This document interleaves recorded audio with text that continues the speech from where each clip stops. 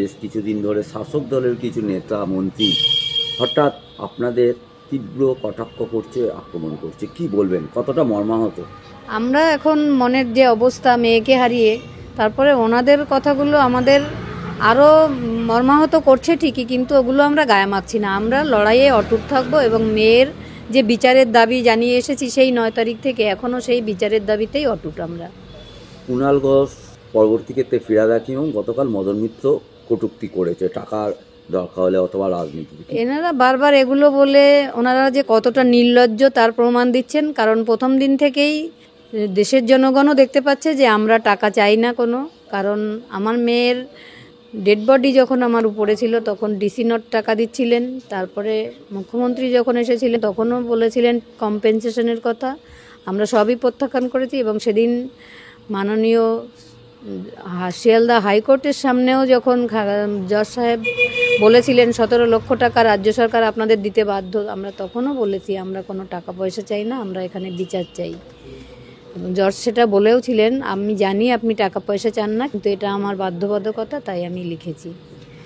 এরপরেও যদি টাকা দিয়ে সব কিছু বন্ধ করা যায় তাহলে ওনারা নিজেদের অনেক প্রভাবশালী ভাবছেন, আমরা তো অতটাও প্রভাবশালী নই। হঠাৎ কেন শাসক দল হঠাৎ লাস্ট 5 মাস বাদে হঠাৎ এইভাবে আক্রমণ করছে বলে মনে যে হচ্ছে? আন্দোলনের যেটা রায়ের কপি বেরিয়েছে সেখানে রাজ্য সরকারকে এবং রাজ্য সরকারের পুলিশকে যা বলা রাজ্য প্রশাসন এবং পুলিশ সম্বন্ধে জজ সাহেব যে ধরনের মন্তব্য করেছেন তার পরিপ্রেক্ষিতে ওরা এই ধরনের মন্তব্য, এবং যারা যারা এই ধরনের খারাপ মন্তব্য করছে, মানে কিছু কিছু লোক তো মনে হচ্ছে রায়ের কপি একটু উল্টেও দেখেছে বলে আমার সন্দেহ আছে।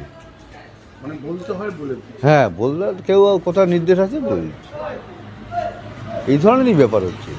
রায়ের কপি পড়ছে না কেউ, এটা আমি শিওর একদম। রায়ের কপি বললে অন্তত এরকম মানে যা যা বাজে বাজে মন্তব্য করছে এগুলো করতো না। আজকে সুপ্রিম কোর্টে যে শুনানি ছিল, যা প্রতিক্রিয়া দিল প্রধান বিচারপতি, কি বলবেন? উনি বলেছেন যে হাইকোর্টে আমাদের 5 তারিখে তারিখ আছে, তার আগে যা সিদ্ধান্ত জানাবে জানিয়ে দেবেন। কিন্তু সত্যি কথা বলতে কি একটাই কথা বলতে বাধ্য হচ্ছি, সিবিআই এখন আমাদের প্রতিপক্ষ হিসেবে, সিবিআই আমাদের তদন্ত করতে এসেছিল, এখন টোটালি যে আমরা দেখলাম যে সিবিআই যে ভূমিকা সুপ্রিম কোর্টে আজকে প্রতিপক্ষ হয়ে কাজ করছে, এই জন্যই আমাদের সমস্যাটা দিন দিন বাড়ছে। আশা করছি সিবিআইয়ের লোককে দিয়ে হাইকোর্টে মামলা এলে সিবিআইয়ের উপর চাপ সৃষ্টি করে কাজ করাতে পারবো। কিন্তু আমরা আশাহত হই না, আবার শক্ত হয়ে দাঁড়াই পরবর্তী শুনানির অপেক্ষায়। আশা করি 5 তারিখের আগেই আমরা ওটা ক্লিয়ারিফিকেশন আনতে পারবো এবং 5 তারিখ হাইকোর্টের কাছে আমরা মন্তব্যটা আমাদের পেশ করতে পারবো। সিবিআই কোনো সময়ই তদন্ত ঠিকঠাক করেনি, তার তো প্রমাণ যেহেতু ধরেছিল সন্দীপ ঘোষ এবং টালা থানার ওসিকে, তারা 90 দিনে চার্জশিট দিতে পারলো না, তারা জামিন পেয়ে গেল।